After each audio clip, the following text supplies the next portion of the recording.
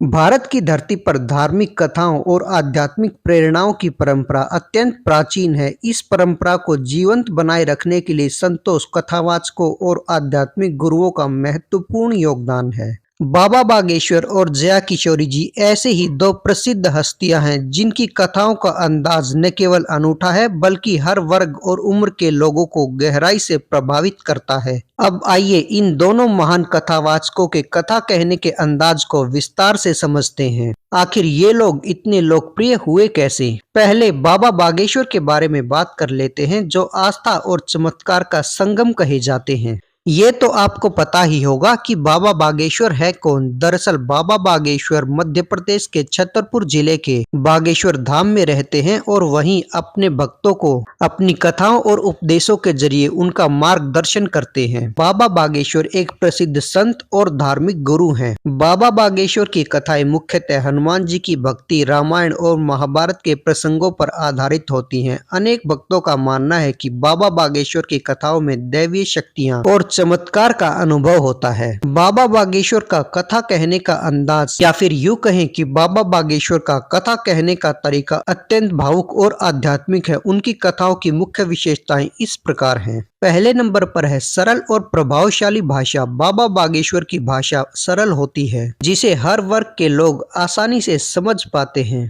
वे आम बोलचाल की भाषा का प्रयोग करते हैं जिससे श्रोताओं को उनके संदेश गहराई से प्रभावित करते हैं और समझ में आते हैं। नंबर 2, हनुमान जी की भक्ति का अद्वितीय स्वरूप। बाबा बागेश्वर की कथाओं में हनुमान जी के प्रति अटूट श्रद्धा झलकती है। वे हनुमान चालीसा और सुंदरकांड के माध्यम से भक्तों को भक्ति के सागर में डुबो देते हैं। नंबर 3, चमत्कार और दिव्यता। बाबा की कथाओं में चमत्कारों का जिक्र बहुत आम बात है। उनके भक्तों का मानना है कि बाबा की कथाओं से समस्याओं का समाधान आसानी से मिलता है। नंबर 4 पर है भजनों और मंत्रोच्चार का समावेश। बाबा बागेश्वर की कथाओं में भजन और मंत्रोच्चार का विशेष महत्व होता है। उनकी प्रभावशाली और मधुर आवाज में भजन श्रोताओं के दिलों में भक्ति का संचार कर देते हैं। नंबर 5, जनता से जुड़ाव। वे बीच बीच में सवाल जवाबों के जरिए लोगों की जिज्ञासाओं का समाधान करते हैं। दूसरी तरफ जया किशोरी जी के बारे में बात कर लेते हैं, जो युवाओं के लिए एक प्रेरणा स्रोत हैं।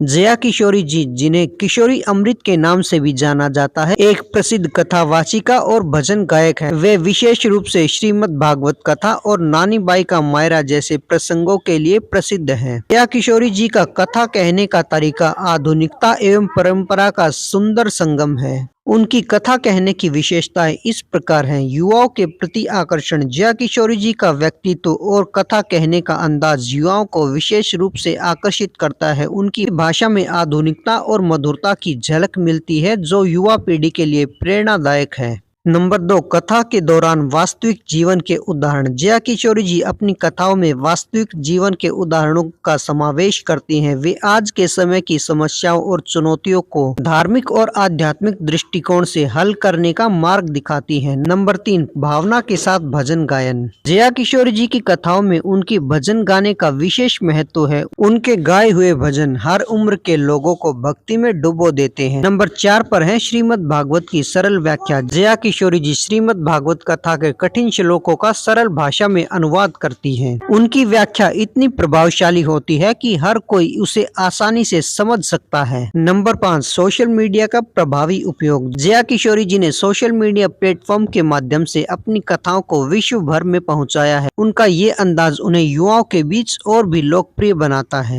तो हम ये कह सकते हैं कि जया किशोरी जी और बाबा बागेश्वर भले ही कथा अलग अलग करते हैं और उनके कार्यक्रम और आयोजन भी अलग अलग होते हैं, लेकिन उनका मकसद यानी उद्देश्य एक ही है, सनातन धर्म की जड़ों को मजबूत बनाना। और इस कारण ही जया किशोरी जी और बाबा बागेश्वर न सिर्फ रियल लाइफ में बल्कि रियल लाइफ में भी छाए हुए हैं। आप बाबा बागेश्वर और जया किशोरी जी के बारे में क्या सोचते हैं? अपने विचार कमेंट करके बताइए। ऐसी ही और वीडियोस के लिए हमारे साथ बने रहें और चैनल को सब्सक्राइब करके बेल आइकन प्रेस कीजिए। बोलते रहें जय श्री राम, जय बालाजी, जय हनुमान।